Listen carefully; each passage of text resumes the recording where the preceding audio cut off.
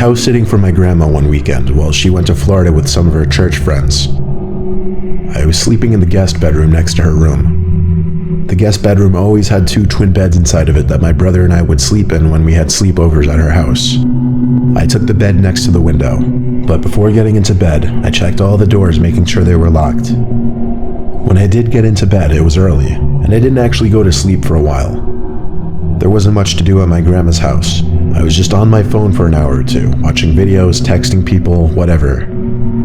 That's when I thought I could start hearing someone's voice outside. It sounded like a woman's voice, saying hello.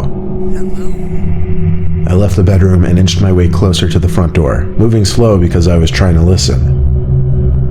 Hello? It was a woman's voice, just going hello like every 10 seconds.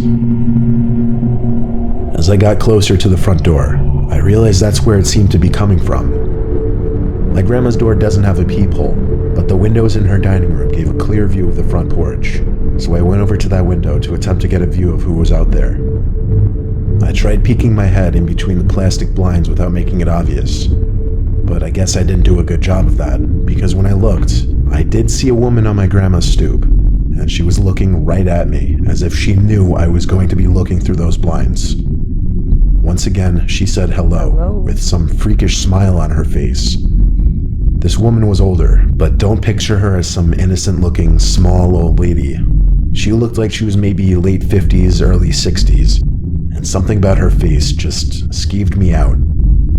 I moved away from the window and thought maybe it was one of my grandma's friends.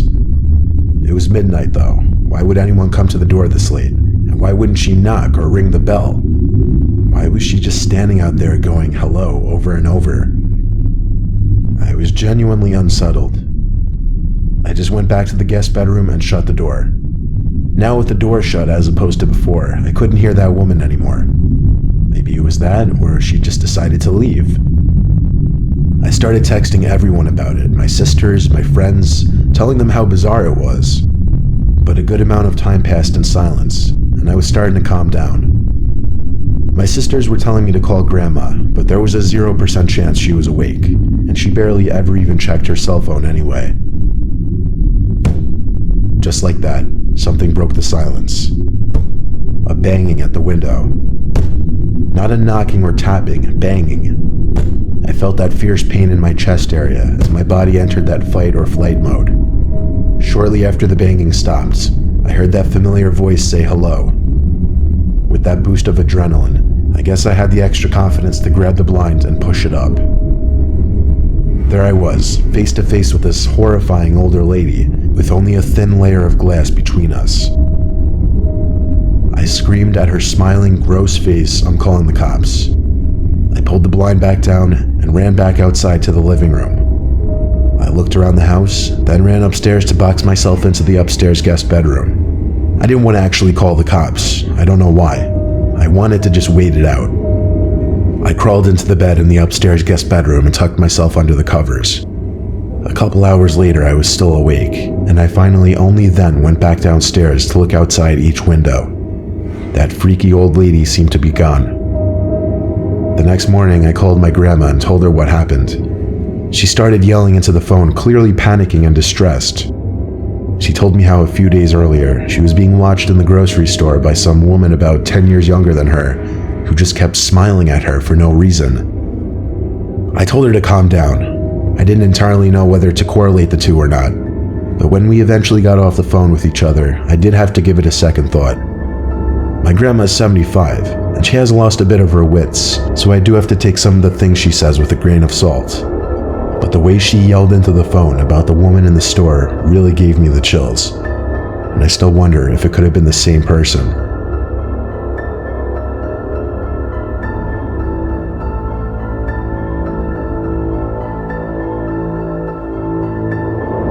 My name is Nicholas. I'm currently a freshman at Syracuse University, which doesn't exactly sit in the safest area.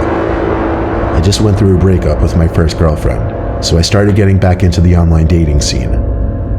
I was using the app Hinge when I found some blonde girl named Stephanie who I really connected with. She also went to Syracuse.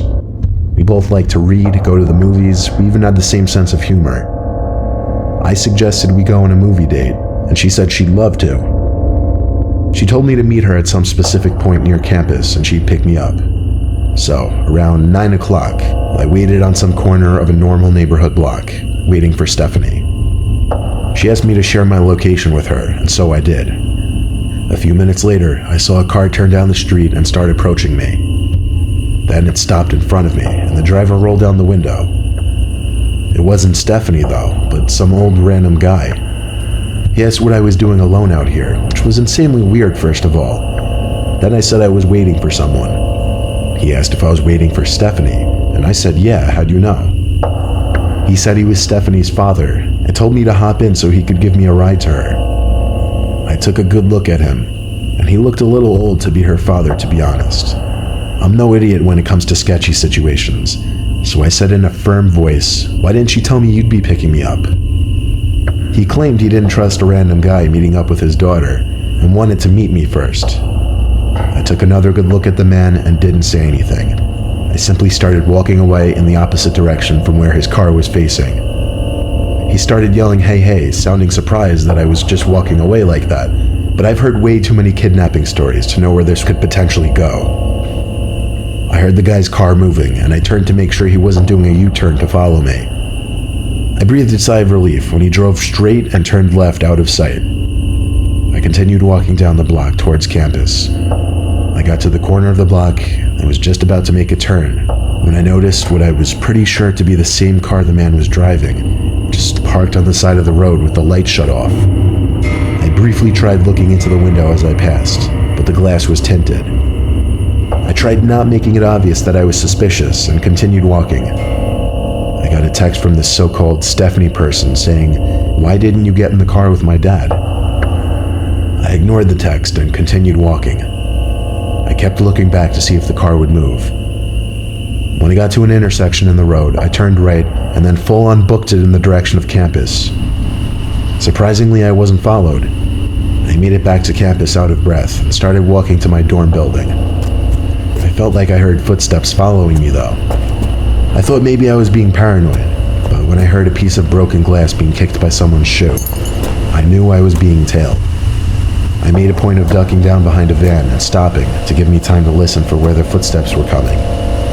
They were a few cars away from me. Then I remembered. I never stopped sharing my location with Stephanie, or should I say that man. I saw him. It was that old man. He was approaching from between two cars across from me. He yelled something that I didn't fully understand, but it sounded like he said, come back and I'll take you to her. He had to be like 60-something. There's no way he would catch me if I sprinted. I lost him easily when I ran, and made it back to my dorm room.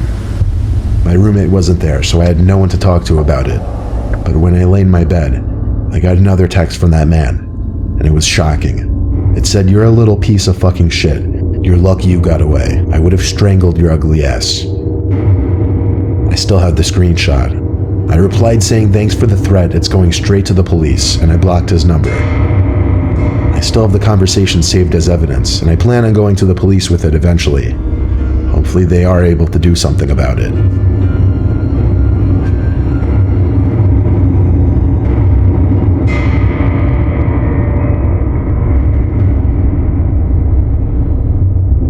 When I was 18, I had a side job as a part-time janitor at my high school over the summer. I would work sometimes days and sometimes nights, anywhere from 9 a.m. to 12 a.m., depending on how much money I needed. Oftentimes, I would be left to lock up the building when the older janitors have left. This was a time before the high school had cameras installed in every single hallway. So one night, one of my superiors, Tom, had to leave early, meaning I'd be finishing up the rest of my shift alone, and I'd be locking up for the night. He told me to text him if I need anything, as he always did, and then he left. I loved it when I was left alone because usually I'd just do half an hour of work and then just hang around on my phone or leave early and still get paid for the whole shift. I definitely pushed it with the things I'd get away with at that place. One of the things Tom asked me to do before leaving was bring all the extra seats in the gymnasium from the assembly down to the basement storage room. So I figured I'd do that, then just go home. I grabbed a stack of 6 chairs and started carrying it down to the basement. The lights in the storage room were very dim. They kind of suck. The whole basement of that school wasn't exactly pretty. It felt more like a basement to a warehouse. Anyway, there were what appeared to be a bunch of art mannequins covered by paint cloths. You know, those big things that look like blankets. It seemed all the school's art supplies were stored down here. I dropped a stack of chairs down where the rest of the chairs were stored, and went back up to the gym to get more. When I came back down with more chairs, I noticed one of the mannequins was exposed now. The blanket was removed from on top of it. I know for sure it was covered minutes earlier because it was one of the front ones. I texted Tom saying, "I think someone's down in the basement." He said back, "What do you mean?" And I said one of the art cloths were moved. He took a minute to respond saying no one else should be there. Then I noticed something. The art cloth, tucked in the corner of the storage room, sitting outside of the light that was produced at the center of the room. It was covering something, surely. I started to tiptoe over to it, but when I was a few feet away from it, I realized whatever was under that cloth was moving just ever so slightly. There was undoubtedly someone hiding under there.